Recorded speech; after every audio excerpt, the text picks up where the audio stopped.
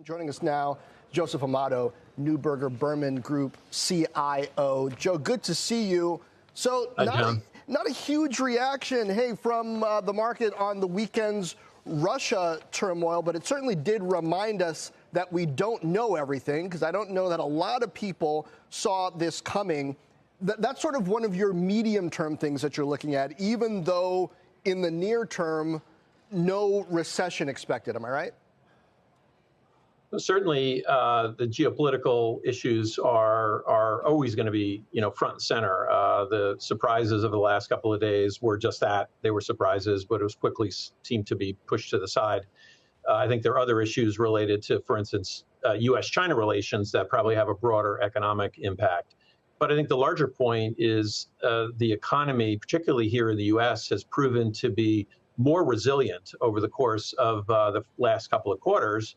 And that's extended out most of the projections for slower economic activity. And one of the reasons that we've gotten a bit more optimistic is both because the Fed has taken a pause and for all intents and purposes is probably done raising rates, and earnings are holding up better than we would have anticipated.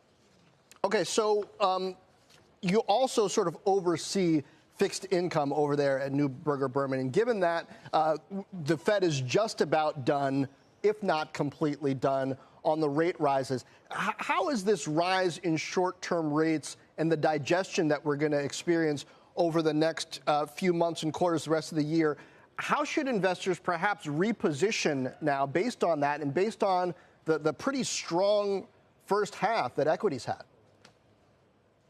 Well, certainly equities had an extraordinary first half. I think you've got to appreciate, though, that it's been a bifurcated first half in many respects, because you've got, while the broad index, particularly the S&P 500, has performed quite well, it's really two indices, right? You've had a group of, as you guys have talked a lot about, and viewers are well aware, you have a group of mega cap technology stocks that have performed extraordinarily well. That group of Super 7, if you will, are up 60+% over the course of the first half of this year.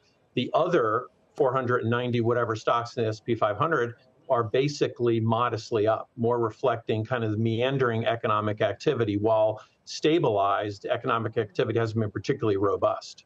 But we've moved to neutralize, as we've talked about in this program and in past discussions, we've been underweight equities, and that's been so far this year the wrong call because equities have performed relatively well. So we've neutralized our bet because the Fed is done, and we've pushed out that time frame for a slowdown in earnings that we had been worried about moving into this calendar year. So, Joe, when you talk about neutralizing that bet, what does that actually mean? Does that mean short-term maybe making some investments in the equity space, or just holding steady and not shorting or longing anything?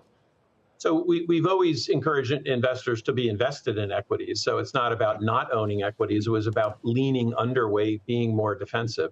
So we've neutralized that underweight to be essentially equal weight equities, but we still have a quality bias in the underlying asset allocation. So we still want to lean up in quality, lower beta in portfolios from a sector standpoint, lean more toward the defensive sectors, right? Whether it's consumer staples, healthcare, utilities, and not the heavier cyclical sectors that we would underweight.